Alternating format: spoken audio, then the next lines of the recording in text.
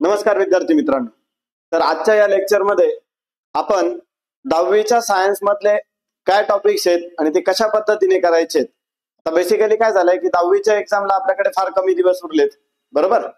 तर ह्या कमी दिवसांमध्ये जे काही सायन्सचे धडे आहेत, सायन्सचे जे काही चॅप्टर्स आहेत ते कशा पद्धतीने पूर्ण केले पाहिजे, त्याच्यातले कोणते टॉपिक्स आहेत जे इम्पॉर्टंट आहे, जे पुढे आपल्याला 11वी 12वी मध्ये वापरात येणार आहेत, तर अशा टॉपिक्स बद्दल आज आपण चर्चा करणार आहे. सो सगळ्यात पहिल्यांदा मुलांनो, तुम्ही मला सांगा की सायन्सच्या पुस्तकात 10वीच्या सायन्सच्या पुस्तकामध्ये त्या 10च्या टेक्स्टबुक मध्ये किती चॅप्टर्स आहे रे? Very good. Before going to that, ते सुरुवात करण्याच्या अगोदर जे काही सायन्स असतं ते सायन्स 10वीचं सायन्स आपण 3 पार्ट्स मध्ये डिवाइड करत असतो. Yes or no? करेक्ट. कोणते 3 पार्ट्स असतात रे, सांगू शकता का?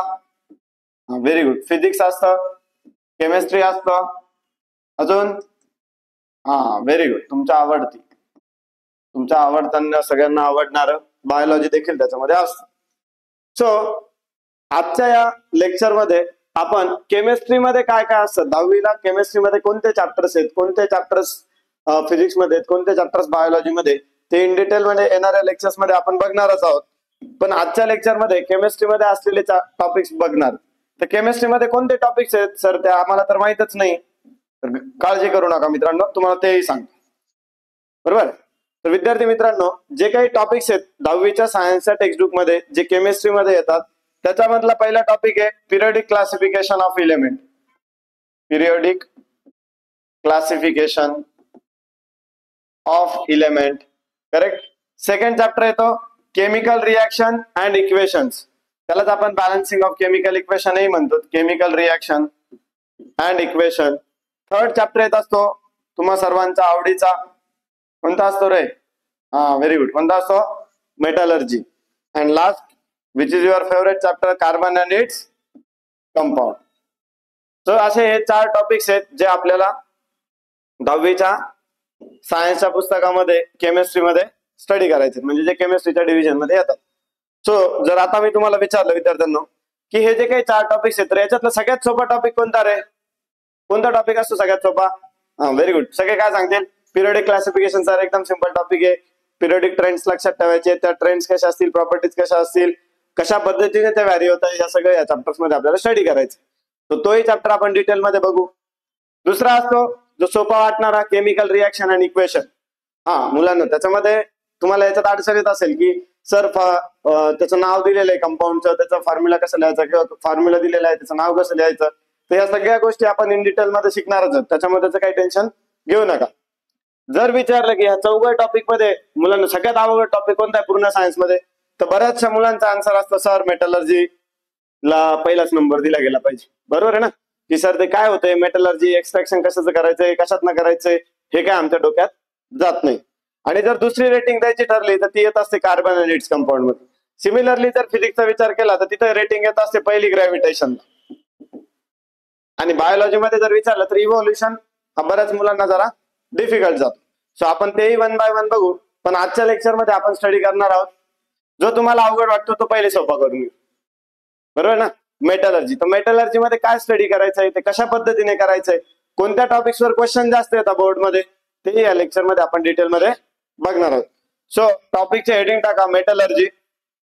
सो जर मेटलर्जी जर बघितलं तर सगळ्यात पहिले तर मेटलर्जी म्हणजे काय असतं रे मुलांना? Very good. काय असतं? Extraction of metal. कोणापासून करायचं एक्सट्रॅक्शन? कोणापासून करायचं? बट ऑब्वियसली सर अर्थ क्रस्ट मध्ये आपण मायनिंग करत असतो. मायनिंग केल्यानंतर जे काही आपल्याला ऑब्टेंड होतं, काय ऑब्टेंड होत असतं? बरं तुम्ही मला एक सांगा बरं, मिनरल पासून एक्सट्रॅक्शन करायचंय की ओर पासून एक्सट्रॅक्शन करायचंय? यस सर, ते मिनरल आणि ओर मध्येच लोचा चालू आहे, काय होतंय काही समजत नाही. बरं ठीक आहे, तेही दूर करू. तत्पूर्वी त्याच्याकडे जाण्याच्या अगोदर आपण पहिले हे स्टडी करून घेऊ की जे काही प्रॉपर्टीज ऑफ मेटल्स आहेत, मेटलच्या काय प्रॉपर्टीज असतात, ते कशा पद्धतीने चेंज होणार आहेत, त्याच्याबद्दल आपण सध्या डिस्कशन करू. पहिल्यांदा तर सर्वप्रथम मेटल म्हणजे काय, त्याच्या काय प्रॉपर्टीज असतील, म्हणजे फिजिकल प्रॉपर्टीज असू द्यात किंवा केमिकल प्रॉपर्टीज असू द्यात, बरोबर. सो इथे मी काय प्रॉपर्टीज मेन्शन केल्या आहेत की ज्या की आपल्याला कन्सिडरेशन करायचंय. तर जे काही मेटल्स असतात, जनरली जे मेटल्स असतात, मेटल्स हे सर्व कशा असतात? हार्ड असतात, बरोबर. त्याच्यामध्ये काही एक्सेप्शन येतं सर, जे अल्कली मेटल्स आहेत, अल्कली मेटल्स मध्ये कोण येतं, सोडियम, पोटॅशियम, लिथियम, फर्स्ट ग्रुपचे जे मेंबर्स आहेत, बरोबर, ते आपण त्या लेक्चरचा म्हणजे जो पिरियोडिक क्लासिफिकेशन ऑफ इलेमेंट आहे त्याच्यामध्ये इन डिटेल मध्ये ते सांगितलेलं आहे तुम्हाला. सो मेटल्स हे जनरली कसे असतात, हार्ड असतात. त्याला काही एक्सेप्शन आहे, जसं की सोडियम आहे, पोटॅशियम आहे, लिथियम आहे, जे की सॉफ्ट मेटल्स असतात. Second, they having high melting and boiling point. But obvious metal त्यांच्यामध्ये स्ट्रॉंग फोर्सेस ऑफ अट्रॅक्शन असल्यामुळे ते हार्ड असतात आणि त्याच्यामुळे त्यांचा मेल्टिंग पॉईंट आणि बॉइलिंग पॉईंट कसा असतो, तोही जास्त असतो. Third one, they are good conductor of heat and electricity. तर मुलांना आपल्याला सर्वांनाच माहिती की जे काही मेटल्स असतात ते चांगले कंडक्टर असतात. म्हणजेच जर इलेक्ट्रिक करंटची वायर जर आपण आयर्न रॉड वरती ठेवली आणि त्या आयर्न रॉडला पकडलं तर काय होणार आहे आपल्याला सर्वांना माहितीच, बरोबर आहे की नाही. तो असं काही करू नका, इकडे लक्ष द्या. तो मेटल्स हे जनरली काय असतात, गुड कंडक्टर असतात हीट आणि इलेक्ट्रिसिटीचे. थर्मल कंडक्टर पण कंडक्टिव्हिटी पण शो करतात आणि इलेक्ट्रिकल कंडक्टिव्हिटी शो करतात. हे कशामुळे होतं, तर हे जे काही मेटल्स असतात त्यांच्यामध्ये फ्री इलेक्ट्रॉन असतात. फ्री इलेक्ट्रॉन म्हणजे व्हॅलन्स शेल मध्ये इलेक्ट्रॉन्स असतात जे की पूर्ण एंटायर क्रिस्टल पर्यंत मूव्ह करू शकतात. त्याच्यामुळे ते गुड कंडक्टर असतात हीट अँड इलेक्ट्रिसिटीचे. Next property is metals are sonorous. Metal sonorous आहे म्हणजे काय रे, जर आपण मेटलला स्ट्राईक केलं, जसं तुम्ही सर्व मंदिरात जाता ना, अरे हो की नाही, हो जातो. काय करता रे मंदिरात जाऊन, तर पूजा करायला जातो, देवाची पूजा करायला जातो. अरे पूजा करण्याच्या अगोदर काय करता, हा सर गेल्या गेल्या मंदिराची घंटा वाजवतो, बरोबर ना. So that bell is nothing but a metal. त्याच्यामध्ये मेटल रॉड असतो, तो ज्यावेळेस स्ट्राईक करतो तर एक रिकरिंग साऊंड प्रोड्यूस होत असतो. मग प्रॉपर्टी ऑफ सोनोरिटी, आता सपोज इथे प्लाय त्याच्यावर जरी आपण स्ट्राईक केलं किंवा त्याला हॅमर केलं, स्ट्राईक केलं, तर त्याच्यापासून आपल्याला आवाज प्रोड्यूस होतोय. पण त्या आवाजाला पण मग सोनोरिटी म्हणायचं का, तर नाही मुलांना. सोनोरिटी म्हणजे काय, ज्यावेळेस एखाद्या मेटल सरफेसला आपण प्लग करतोय किंवा त्याला हिट करतोय, त्याला स्ट्राईक केल्यानंतर एक रिकरिंग फ्रिक्वेन्सीज प्रोड्यूस होतात साऊंडच्या, ज्या की कालांतराने फेड होत जातात. म्हणजे त्याचा स्ट्राईक केलं की सुरुवातीला मोठा आवाज येईल, नंतर ती फ्रिक्वेन्सी फेड होत जाईल. त्याला म्हटलं आता property of sonority. Is that clear? Okay. Last property is they show malleability and ductility. आता तुम्ही मला सांगा मॅलिएबिलिटी म्हणजे काय रे मुलांना, मॅलिएबिलिटी कशाला म्हणणार, मॅलिएबिलिटी बद्दल काय सांगू शकता का, कशाला म्हणायचं malleability. Malleable means what, can be hammered into a sheet. Hammered into a sheet, sheet मध्ये हॅमर करू शकतो. म्हणजेच काय, कोणताही मेटल जर घेतला, मेटलला जर आपण हॅमर करत राहिलो, त्याला जर ठोकत राहिलो, तर तो कालांतराने एका थिन शीट मध्ये कन्वर्ट होतो. त्या प्रॉपर्टीला म्हटलं आता मॅलिएबिलिटी. नेक्स्ट प्रॉपर्टी येत असते ductility. Ductility means what, can be drawn into a wire. Can be drawn into wire म्हणजे काय रे, त्या मेटलला जर आपण थिन वायर मध्ये पण कन्वर्ट करू शकतो. जसं तुम्ही जर टॉय कार बघितली असेल किंवा ओव्हरहेड वायर बघितली असेल, इलेक्ट्रिकची जी ओव्हरहेड वायर असते तिचा जर डायमीटर बघितला आणि जर टॉय कार बघितली म्हणजे खेळण्यातली जर गाडी बघितली जी इलेक्ट्रिक वरची असते, रिमोट वरची किंवा त्याच्यामध्ये सेल्स टाकलेले असतील अशी, तर त्याच्यामध्ये जर वायर्सची तो रेडियस बघितला त्या वायरचा, तो फार थिन असतो, म्हणजे फार छोटा असतो आणि फार डेलिकेट असतं. थोडंसं त्याला जर फोर्स लागला तर ते तुटून जातं, बरोबर, ब्रेक होते ते. तेच जर ओव्हरहेड वायर घेतली तर ओव्हरहेड वायरला तुम्ही किती जोरात स्ट्रेच केलं तर ती लवकर ब्रेक होणार नाही, कारण त्याची रेडियस कशी आहे, जास्त आहे. त्या प्रॉपर्टीला म्हटलं आता डक्टिलिटी.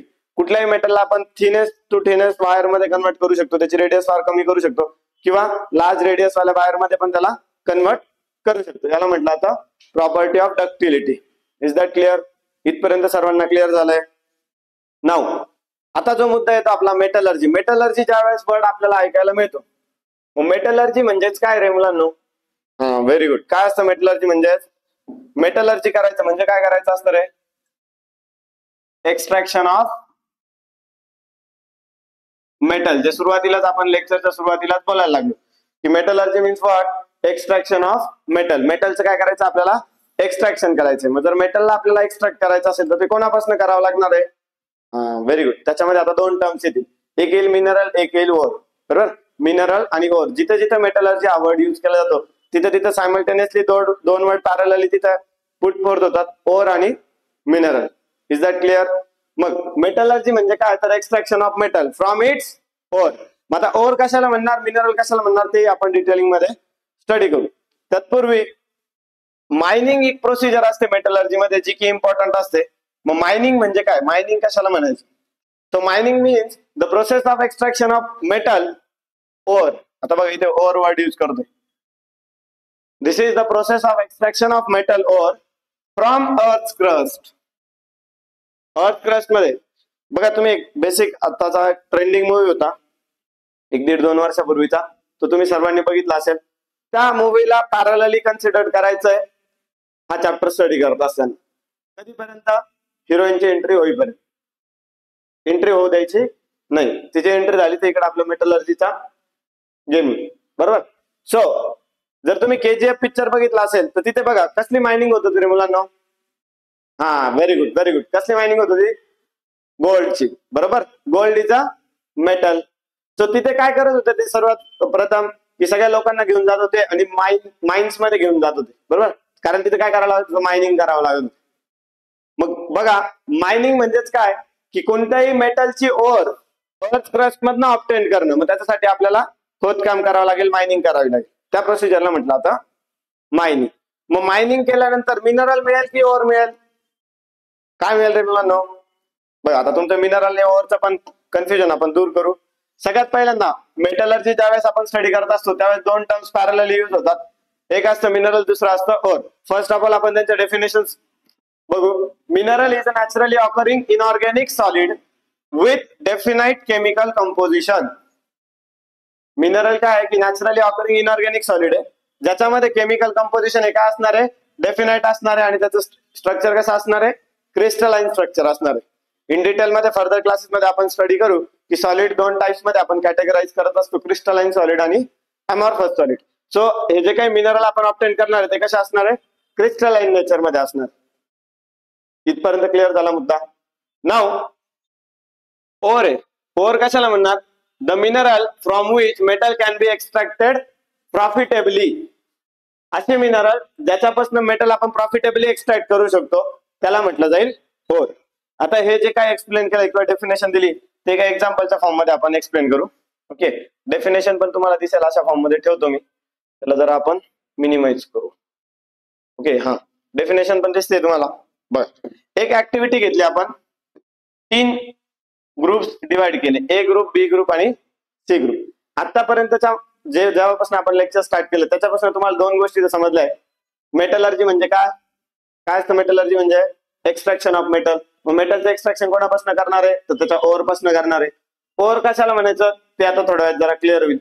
जे डेफिनेशन मध्ये पण दिलेलं आहे की असे मिनरल ज्याच्यापासून आपण प्रॉफिटेबली मेटल एक्सट्रॅक्ट करू शकतो त्याला ओर बोलणार आहे. मुद्दा क्लिअर झाला.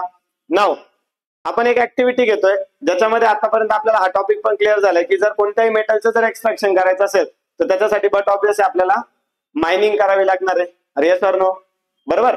मग जर मायनिंग करावी लागणार असेल कोणत्याही मेटलच्या एक्सट्रॅक्शन साठी तर फर्स्ट स्टेप सगळ्यांसाठीच कॉमन असणार आहे. काय असेल? मायनिंग. मायनिंग काय होतं? थोड्या पूर्वी आपण डेफिनेशन बघितली की मेटलची ओर एक्सट्रॅक्ट करण्यासाठी कोणापासून? अर्थ क्रस्ट पासून जी काही प्रोसिजर युज केली जाते त्याला म्हटलं आता मायनिंग, बरोबर. तर मग आपण या 3 ग्रुप्स पाडले स्टुडंटचे. 3 ग्रुप्सला सांगितलं की बाबा ए ग्रुपने काय करायचंय? स्कूल ग्राउंडला जायचंय. बी ग्रुपने काय करायचंय? मध्य प्रदेशमध्ये जायचंय. आणि सी ग्रुपने काय करायचंय? राजस्थानमध्ये जायचंय. तर कशाला जायचं ते पण सांगतो. आयन असतो, आयन Fe, बरोबर बरोबर ना. हा, सो जर तुम्हाला आठवत असेल लहानपणी आपण मॅग्नेट जर खेळत असो आणि मॅग्नेट जर आपल्याकडनं पडलं खाली जमिनीवर पडलं तर त्याला काही सँड पार्टिकल्स अटॅच व्हायचे, स्टोन पार्टिकल्स अटॅच व्हायचे. म्हणजेच काय? त्या स्टोन्स मध्ये आयन प्रेझेंट आहे किंवा मेटॅलिक कॅरेक्टर प्रेझेंट आहे असं आपण म्हणू शकतो. Yes or no? बरोबर. मग आपण काय केलं? यांना स्कूल ग्राउंडवर जायला सांगितलं आणि तिथे मायनिंग करायची तुम्हाला. कशासाठी? For extraction of iron. B वाल्यांना मध्य प्रदेशमध्ये जायला लावलं, त्यांना पण आयनचं एक्सट्रॅक्शन करायचंय. सी वाल्यांना राजस्थानमध्ये कुठे जा, एकदा मायनिंग स्टार्ट करा. आता ते मायनिंग करणं इतकी काही सिंपल प्रोसिजर नाही, but let take it for an example जे आपल्याला अंडरस्टँड करायचं की मिनरल आणि ओर मध्ये काय डिफरन्स आहे, किंवा कशाला मिनरल म्हणायचं आणि कशाला ओर म्हणायचं. तर सुरुवातीला या तिघांना आपण स्टार्ट केलं, सांगण्यात आलं की तुम्ही आयनचं एक्सट्रॅक्शन करायचंय. तिघांनी वेगवेगळ्या लोकेशनला गेलेत. आता असं कन्सिडर करू की या तिघांनी जे सॅम्पल कलेक्ट केलं ते इक्वल कलेक्ट केलं, 100 ग्रॅम कलेक्ट केलं. कॅल्क्युलेशन साठी आपल्याला इझीच आहे की याने 100 ग्राम सॅम्पल घेतलं, याने पण 100 ग्राम सॅम्पल घेतलं, याने पण 100 ग्राम सॅम्पल घेतलं. ओके, हे काय सॅम्पल आहे, करेक्ट. नाव आता फर्स्ट ग्रुपने रिपोर्ट केलं की मला 100 ग्राम मध्ये किती आयन मिळाला. सो त्यांचा रिपोर्ट आला की त्यांना आयन मिळालं होतं, लेट से 20 ग्राम. बी ग्रुपचा रिपोर्ट आला त्यांना मिळालं 40 ग्राम. सी ग्रुपचा रिपोर्ट आला त्यांना मिळालं 60 gram. So if I ask you a simple question from these 3 samples, A sample, B sample, C sample. आता त्यांना ग्रुप, मुलांचे जे ग्रुप केले होते त्याला आपण सॅम्पल म्हणू. Sample A, sample B and sample C. From these 3 samples which sample will you choose for the extraction of iron? तो लहानपणापासून आपल्या डोक्यामध्ये पॅरामीटर एकदम फिक्स असतो. जिथे सर फायदा होईल तिथे आपण काम करायला पाहिजे. Yes or no? Very good, correct. So जर असा क्वेश्चन आला तर तुमच्याकडनं बट ऑब्वियस येईल काय की सर सी सॅम्पल सिलेक्ट करायला पाहिजे. का? कारण त्याच्या 100 ग्राम मधून आपल्याला किती मिळत आहे? 60 ग्राम ऑफ आयर्न मिळत आहे. Is that clear? इथपर्यंतचा पार्ट क्लिअर झाला. ओके, नाऊ कहाणी में ट्विस्ट. आता इथे आपण काय करतोय बघा, अजून मी एक कंडिशन ऍड ऑन करतो की ही जी पहिली ए सॅम्पलने जी प्रोसिजर वापरली 100 ग्राम सॅम्पल पासून 20 ग्राम आयन मिळवण्यासाठी, त्याला त्यांना खर्च आला सपोज 50 रुपीज, 100 रुपीज सपोज असं धरू आपण, 100 रुपीज त्यांना खर्च आला. जी सेकंड टीम होते त्याला खर्च आला सपोज 50 रुपीज. सेकंड सॅम्पल ज्यांनी ते 40 ग्राम एक्स्ट्रॅक्ट केलं त्यांना खर्च आला 50 रुपीज. आणि जे थर्ड सॅम्पल होतं त्यांना सपोज खर्च आला 200 रुपीज. Is that clear? इथपर्यंत पार्ट मुलांना क्लिअर झाला का? पहिला जो सॅम्पल होतो त्याला खर्च आला 100 रुपीज, सेकंड सॅम्पल आला 50 रुपीज, थर्ड सॅम्पल आला 200 रुपीज. इथपर्यंत समजलंय? काही doubt? Very good. Now look at here. इकडे लक्ष द्या मुलांना की जो काही पहिला सॅम्पल होता, जर आता me if I again ask a simple question जो मगाशी विचारलेला होता, now from these 3 sample, among these 3 sample which sample will we take, आपण म्हणतोय will we take for the extraction of iron. कोणता यायला पाहिजे मुलांना? Very good, very good, very good, perfect. कोणता सॅम्पल घ्यायला पाहिजे? तर आता बी सॅम्पल सिलेक्ट करायला पाहिजे. का? अरे इधर ध्यान दो भाई इधर देखो, 100 रुपीज याचा 20 ग्राम मिळण्यासाठी आपल्याला खर्च किती येतोय? 100 ग्राम येतोय. याचा 20 ग्राम याचा 60 ग्राम मिळण्यासाठी किती येतोय? 200 रुपीज येतोय. जर सपोज मी म्हटलं सगळ्यांना 200 रुपये दिले, सगळ्यांना 200 रुपीज मिळाले, तर सी सॅम्पल पासून आपल्याला आयन किती मिळणार आहे? 60 ग्राम. या सॅम्पल पासून किती मिळालं आहे? किती टाइम झाले? 4 टाइम झाले. सो किती मिळेल? 160 gram. Yes or no? Very good. इकडे किती मिळेल? 200 रुपयात 40 gram. Now which sample will yield profitably or which sample will yield more iron in equal amount? 200 rupees मध्ये इथे किती मिळत आहे? 160. इकडे किती मिळत होतं? 60 ग्राम. इथे किती मिळत आहे? 100. इथे किती मिळत आहे? 40 ग्राम. सो बट ऑब्वियस आपण काय सिलेक्ट करणार? बी सॅम्पल सिलेक्ट करणार. इथपर्यंत क्लिअर झालं? नाउ आता माझा सिंपल क्वेश्चन आहे बघा. सिंपल क्वेश्चन काय सांगतोय की आता हे जे काही 3 सॅम्पल्स आहेत, करेक्ट, हे जे काही 3 सॅम्पल आहेत, या तिन्ही सॅम्पल मध्ये आयन प्रेझेंट आहे का नाही रे? अरे are you getting my point? हे जे 3 सॅम्पल आहे, sample A, sample B, sample C, तिघांमध्ये आयन प्रेझेंट आहे का? बघा 20 ग्राम आहे, 40 ग्राम आहे, 60 ग्राम, बरोबर ना? म्हणजेच या तिघांनाही काय म्हणणार आपण? Minerals of iron. You are getting my point? मुद्दा समजतोय का? मिनरल कशाला म्हणणार?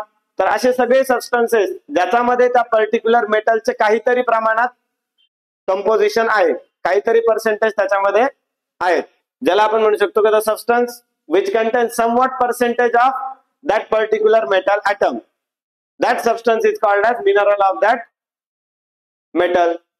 बट या तीनही मिनरल आपण यूज करतोय का मेटलच्या एक्स्ट्रॅक्शन साठी? मुलांना यूज करतोय का एक्स्ट्रॅक्शन साठी? ना मुन्ना ना, तिने पण यूज करतोय का आपण? नाही यूज करत आहे ना. काय यूज करतोय? फक्त कोणतं सॅम्पल यूज करतोय? व्हेरी गुड, बी सॅम्पल. का बी सॅम्पल? कारण त्याच्यामध्ये प्रॉफिटेबली मेटल आपण एक्स्ट्रॅक्ट करू शकतोय. तो बघा इथे डेफिनेशन लिहिली होती आपण, द मिनरल फ्रॉम विच, इथे डेफिनेशन लिहिली बघा मुलांना, the mineral from which, those mineral from which metal can be extracted profitably. So A, B, C, these all three are minerals of that iron. या आयनचे काय ते मिनरल्स आहेत, बरोबर. पण त्याच्यापैकी फक्त सॅम्पल कोणतं सिलेक्ट केलं जाणार आहे? बी सॅम्पल, कारण इथं कमर्शियल फिजिबिलिटी. तो back to our point. Mineral आणि ओर मध्ये डिफरन्स क्लिअर झाला. These are the naturally occurring inorganic solids with definite chemical composition. So in general words we can say that commonly आपण असं म्हणू शकतो की मिनरल म्हणजे असे सगळे सबस्टन्सेस ज्याच्यामध्ये काहीतरी प्रमाणात मेटल प्रेझेंट आहे. पण असा मिनरल ज्याच्यापासून आपण मेटल प्रॉफिटेबली एक्स्ट्रॅक्ट करू शकतोय त्याला म्हटलं जाणार ओर ऑफ दॅट मिनरल और ओर ऑफ दॅट मेटल. इथपर्यंत क्लिअर झालं? नक्की समजलं? नाव आता जे काही मेटलर्जिकल ऑपरेशन्स आहे इन जनरल मेटलर्जी कोणत्याही मेटलला ज्यावेळेस आपल्याला एक्स्ट्रॅक्ट करायचं असतं कोणापासून? आता व्हेरी गुड, ओर पासून. या डिस्कशन पासून आपल्याला अजून एक पॉईंट समजतो बघा. प्रत्येक ओर ही काय असणार आहे रे? Every ore is a mineral. पण प्रत्येक मिनरल ओर असेल का? नाही. या तीनही मिनरल होत्या ना, पण या तिघांना युज करतोय का आपण मेटलच्या एक्स्ट्रॅक्शन साठी? नाही.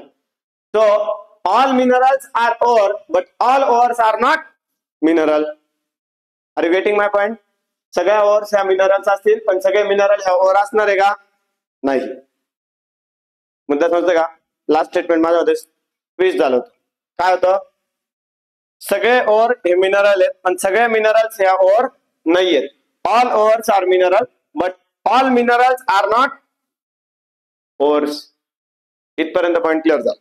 नाव कुठल्याही मेटलला जर आपल्याला एक्स्ट्रॅक्ट करायचं असेल तर त्या एक्स्ट्रॅक्शन प्रोसिजरला आपण एक जनरलाइज फॉर्म मध्ये 5 स्टेप्स मध्ये त्याला डिवाइड करत असतो. ओके, तर त्या 5 स्टेप कुठल्या आहे मुलांनो? बघा, मेटलच्या एक्स्ट्रॅक्शन साठी आपण 5 स्टेप्स यूज करत असतो. ज्याच्यामधली पहिली स्टेप असते crushing of or. Second step is concentration of or.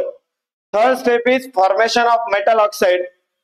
Fourth step is reduction of metal oxide and fifth step is refining. कोणत्याही मेटलला एक्स्ट्रॅक्ट करायचं असेल तर आपल्याला या 5 स्टेप्स यूज कराव्या लागणार आहे. ज्याच्यामध्ये वन बाय वन आता आपण त्या बघू. Crushing of or. Orla crush करायचं म्हणजेच काय करायचं रे? तुमच्या भाषेवाला क्रश नाही. हा, क्रशिंग करायचं म्हणजेच काय करायचं? We have to break it into a small pieces. आपल्याला काय करायचं? त्याला convert it into powder form. Convert it into powder form. समजे का? त्याला आपल्याला काय करायचं? Break into a smaller pieces. जर तुम्ही म्हणाल सर त्याला स्मॉलर पीसेस मध्ये का ब्रेक करायचं, तर मुलांना बघा आठवा KGF पिक्चर, त्यामध्ये मायनिंग केल्यानंतर त्या मजदूर लोकांना काय करायला लावत होते? व्हेरी गुड, रॉक ब्रेक करायला सांगत होते ना. कारण ज्या वेळेस आपण मायनिंग करत असतो तर आपल्याला बिग रॉक्स मिळतात, मोठे रॉक्स असतात. त्या रॉक्सला त्या पूर्ण रॉक वरती आपण रिॲक्शन वापरू शकतो किंवा रिॲक्शन करू शकतो का? नाही करू शकत. सो त्याला आपल्याला स्मॉलर पीसेस मध्ये स्मॉलर पार्ट्स मध्ये ब्रेकडाऊन करावं लागेल. सो फर्स्ट स्टेप काय आपले? Crushing of ore, that is convert it into a powder form so that we can easily carry out the further reactions.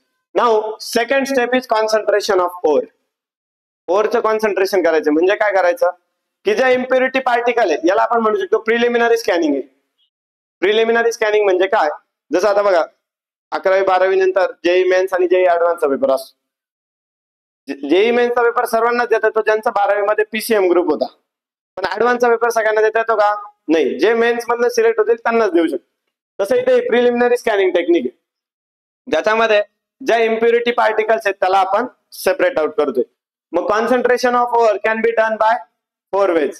First way is gravity separation or hydraulic separation. Second is froth flotation method. Third one is very good magnetic separation method. And fourth method is leaching or यालाच आपण म्हणू शकतो chemical method of concentration. Okay, मग आता जी काही first method आहे बघा, next slide वरती बघा. जी काही फर्स्ट मेथड आहे concentration of or can be done by hydraulic or gravity separation. Second one is froth flotation and third one is magnetic separation and fourth one is leaching. Correct. मग आता ज्या hydraulic separation आहे, hydraulic और gravity separation म्हणजे under the force of water करंटच्या force मध्ये आपण त्याला जे लाइटर पार्टिकल्स आहे, लाइटर इम्प्युरिटीज आहेत त्याला वॉश आउट केलं जातं. किंवा ग्रॅव्हिटी सेपरेशन मध्ये आपण असं म्हणू शकतो की जो मेटलचा हेवी पार्ट असतो तो सेटल डाऊन करेल आणि ज्या लाइटर इम्प्युरिटीज असतील त्या रिमूव्ह केल्या जातील. सो इथे काय केलं जातं, असा एक टाईपचा बेड बनवलेला असतो ज्याला असे ग्रूज असतात आणि जी पावडर फॉर्म, जी लास्ट स्टेप मध्ये पावडर फॉर्म ओर आहे ती इथे प्लेस केली जाते आणि इकडनं वॉटर करंट स्टार्ट केला जातो. आता जे हेवी पार्टिकल आहे ते काय होतील या ग्रूज मध्ये स्टक करतील आणि लाइटर इम्प्युरिटीज इकडे कलेक्ट केल्या जातील.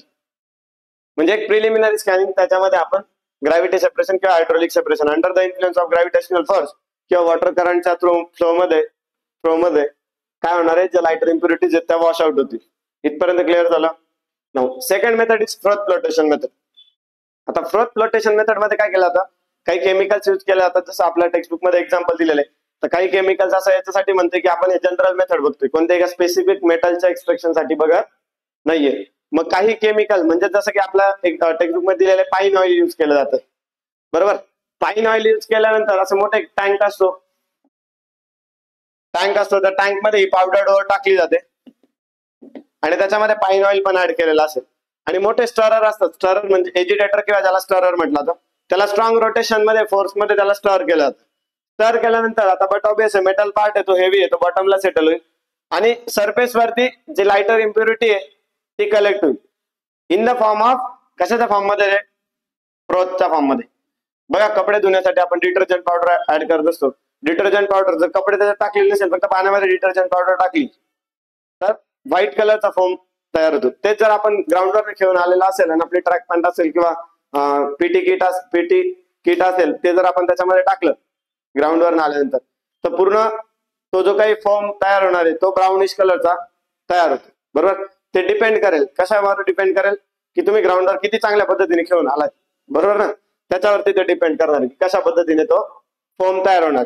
त्याला म्हटलं आता फ्रोथ फ्लोटेशन का, कारण तो लाइटर असणार आहे, तो सरफेस वरती तरंगेल, ज्याला आपण म्हणू शकतो तो फ्लोट करेल. मग त्याला रिमूव्ह केलं जातं, त्याला त्या प्रोसेसला म्हटलं जातं in the form of slag.